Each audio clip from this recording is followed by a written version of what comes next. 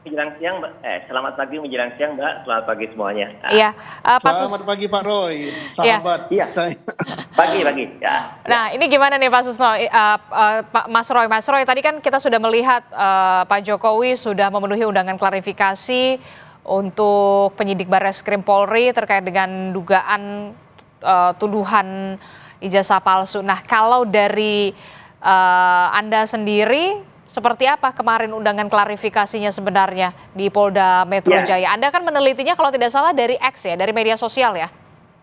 Gini, jadi artinya adalah yang pertama saya haturkan bagus dan selamat ya kepada Barreskrim yang sudah melakukan tugas dengan insya Allah dengan sebaik-baiknya. Ya, jadi artinya ketika ada laporan dan laporan itu sebenarnya adalah pelaporan Dumas ya, jadi pengaduan masyarakat dari bulan Desember tahun 2024 artinya tahun lalu ya, dan alhamdulillah kalau hari ini kemudian Dumas itu menindaklanjuti dengan pemanggilan yang terlapor. Jadi di sini adalah Jokowi sebagai terlapor ya, Pak Jokowi sebagai terlapor itu kemudian datang ke Badan Reserse Kriminal. Jadi artinya itu yang pertama. Yang kedua adalah ya mau nggak mau saya juga harus menyampaikan bagus kalau Jokowi akhirnya juga datang untuk memenuhi undangan klarifikasi itu.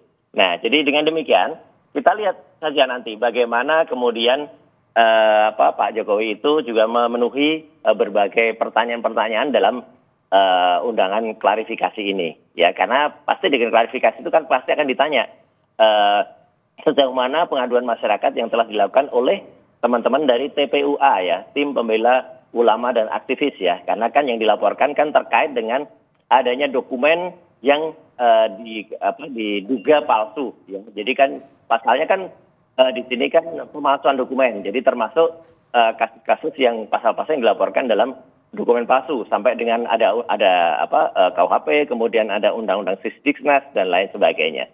Nah, jadi pasti nanti yang ditanyakan adalah sejauh mana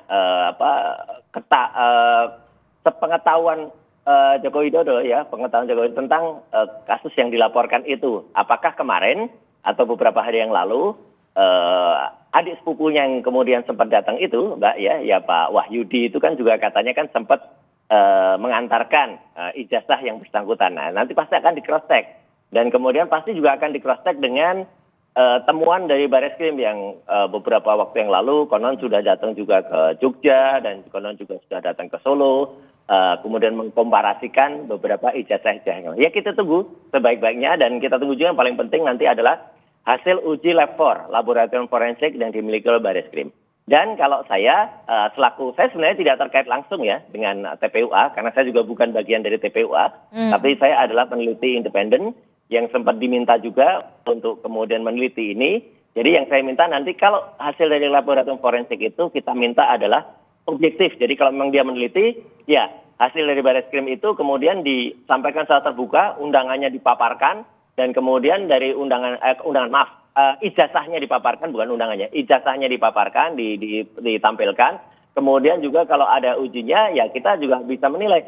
Ujinya itu misalnya tidak-tidaknya dilakukan uji carbon dating 14 ya, carbon dating 14 itu untuk menguji kertasnya. Apakah kertasnya terbuat dari materi apa, kemudian dari tahun berapa, kemudian uji tinta. Tidaknya ada 5 jenis atau bahkan 6 jenis tinta pada ijazah yang dipermasalahkan.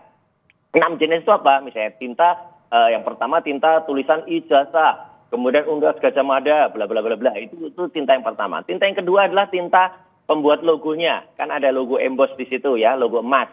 Nah, itu juga pasti berbeda. Kemudian tinta yang menuliskan nama si pemilik ijazah, Joko Widodo, itu juga pasti akan berbeda juga. Kemudian ada tinta tanda tangan dari rektor, Prof. Teguh Yakob di situ. Itu dicek apakah tintanya itu sesuai dengan tahun 85 atau tidak. Kemudian ada tinta juga dekan yang bersangkutan. Waktu itu apakah Pak Sunardi ataukah siapa dekannya. Itu juga ada. Kemudian yang penting lagi ada tinta capnya. Itu Mbak. Jadi semua itu harus terbuka, transparan, disampaikan juga kepada masyarakat. Jadi Anda berharap ketika nanti benar-benar dibuka ke publik itu secara detail begitu ya, tidak hanya otentik atau tidak otentik begitu ya? Betul, secara detail dan juga kalau terkait dengan pemeriksaan hari ini ya saya kira karena equality before the law, kita harapkan nanti juga selesai pemeriksaan terlapor yaitu Joko Widodo juga nanti begitu keluar juga akan menyampaikan apa yang tadi disampaikan. Jadi sama seperti saya kemarin ya gitu kan, kalau setelah diperiksa juga mungkin sampaikan, karena kan bagaimanapun juga terlapor ini masih menjadi tokoh publik ya, atau tokoh masyarakat, atau dia tidak bisa mengatakan dia orang sendiri karena dia masih menjadi penasihat Danantara ya, Dewan Pengarah di Danantara. Mas Roy, Anda kan ahli di bidang ini begitu ya. Anda juga mengatakan tadi peneliti independen begitu ya. Apa yang kemudian menguatkan Anda kalau ada dugaan, saya mengatakan dugaan kepalsuan di antara ijazah itu, dan ijazah yang Anda teliti itu berarti ijazah yang beredar di media sosial yang di X itu kan? Begini, jadi yang saya sudah pegang langsung sebelum jadi ijazah itu seseorang pasti harus melalui beberapa tahapan. Skripsi. Dan yang benar-benar bisa saya pastikan langsung itu adalah yang otentik atau yang original adalah skripsi yang sudah saya teliti pada tanggal 15 April di Universitas Gadjah Mada yang diberikan oleh Wakil Rektor waktu itu Profesor Wening Udasmoro, dan juga ada Wakil Rektor Dr. Aris Sucipto dan Dekan Kehutanan dan lain sebagainya. Jadi skripsi itu sangat-sangat vital. Tidak mungkin terbit ijazah tanpa ada skripsi. Nah, kalau skripsinya yang saya periksa jelas-jelas betul kalau dengan skripsi semacam itu 99,9% tidak mungkin terbit ijazah yang benar kalau skripsinya semacam itu. Nah, adapun terkait dengan bentuk dari ijazah. Tapi kalau sebelum dijelaskan soal ijazah, kita harus break dulu, jeda dulu sejenak, Mas Roy Suryo dan juga Pak Susno Duaji bersama kami. Nanti kita akan kembali membahas ini, tetaplah di Breaking News Kompas TV.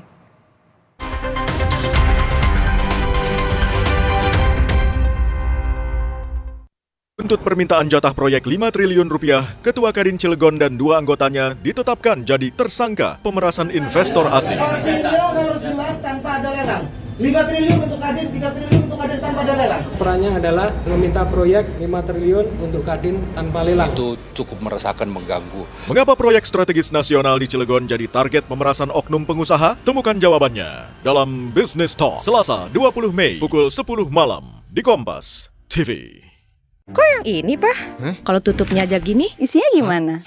Tidak semua air itu sama. Aqua dalam galon yang dibersihkan 20 kali, diisi tanpa tersentuh tangan dan ditutup sempurna.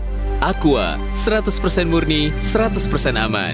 Nyut, ternyata aku punya masalah gigi sensitif. Cobain pakai Sensodyne. Formulanya bikin gigi aku terlindungi seharian. Dan nafas juga terasa segar.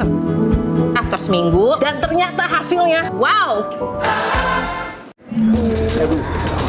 Sakit kepala, sakit punggung, minum Panadol Extra.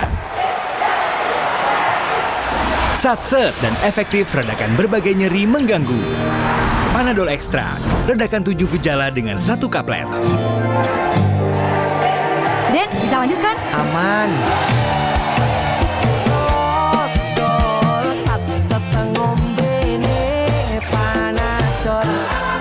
Buat gue, cuma ada satu kecap. Kecap sedap kedelai hitam spesial. Hitam kecapnya pekat, ngebers di mulut, Lumer di lidah. lebih kental, lebih wangi.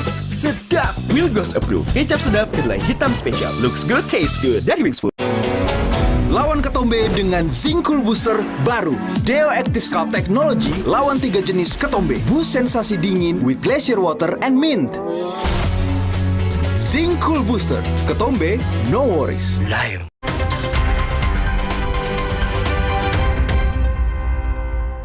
Terima kasih Anda masih bersama kami dalam Breaking News Kompas TV. Saudara, hari ini Presiden ke-7 Republik Indonesia Joko Widodo memenuhi panggilan undangan klarifikasi dari penyidik Bareskrim Mabes Polri terkait dengan dugaan kasus tuduhan ijazah palsu. Masih membahas soal ini bersama saya di sambungan telepon sudah ada Mas Roy Suryo, kemudian juga ada Kabar Reskrim 2008-2009 Pak Susno Duaji, Komjen Purnawirawan Susno Duaji. Saya ke Mas Roy Suryo. Mas Roy, jadi sebelum Anda menguatkan kalau ada dugaan ijazah palsu, Anda menemui pihak UGM untuk meneliti skripsi sebelum akhirnya. Ya, nah, apa yang menguatkan Anda kalau wah ini ada yang tidak beres nih?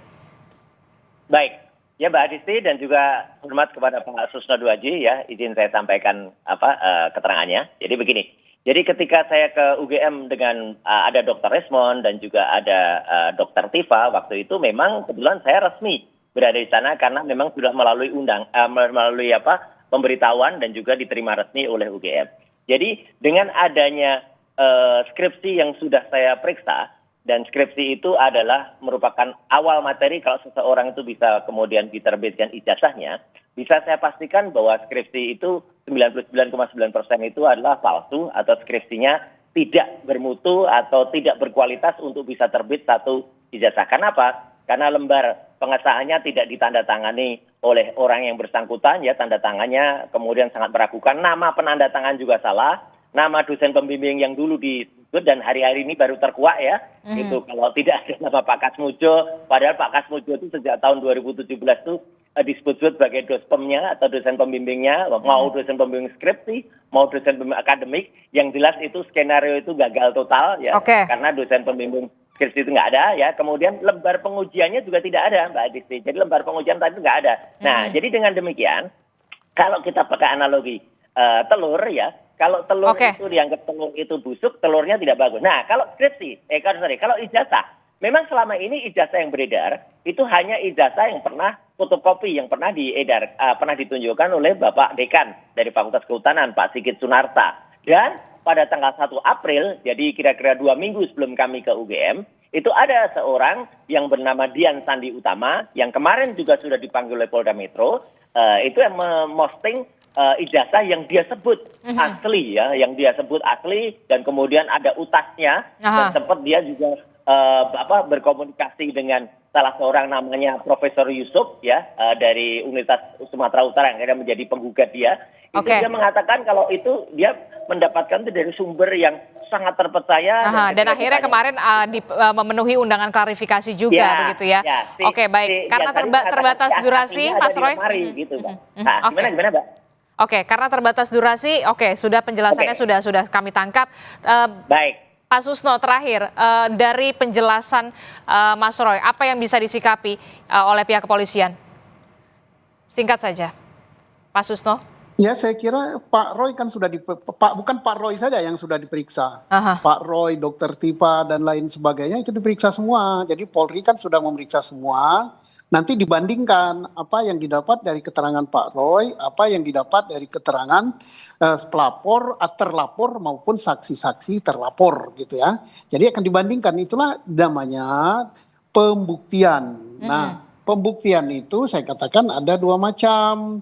Yang dibuktikan itu adalah proses untuk mendapat ijazah itu dan fisik daripada ijazah itu. Nah, prosesnya tadi saya tidak berhak untuk menilai apakah misalnya nilai mata pelajaran Jokowi memenuhi syarat apa tidak untuk lulus. Itu hanya UGM lah yang tahu itu. Termasuk juga nilai skripsi Pak Jokowi itu memenuhi standar untuk lulus sebagai sarjana apa tidak, itu UGM lah yang punya standar tentang hal itu. Ya. Nanti berarti kita akan nantikan juga penjelasan dari Presiden ke-7 Republik Indonesia Joko Widodo setelah memenuhi undangan klarifikasi dari penyidik Barreskrim Polri, termasuk juga dari Mas Roy Suryo. Terima kasih sudah bergabung bersama kami. Komjen Purnawirawan Susno Duaji, Kabarreskrim 2008-2009. Terima kasih juga sudah bergabung bersama kami. Sehat selalu Bapak-Bapak. Assalamualaikum, selamat pagi. Waalaikumsalam. Saudara, informasi lebih lengkapnya terkait dengan undangan klarifikasi Presiden ke-7 Republik Indonesia Joko Widodo ke Barreskrim Polri akan hadir dalam program Kompas Siang pada pukul 11 waktu Indonesia bagian Barat. Terima kasih sudah menyaksikan Breaking News Kompas TV. Saya Adisti Larasati. Sampai jumpa.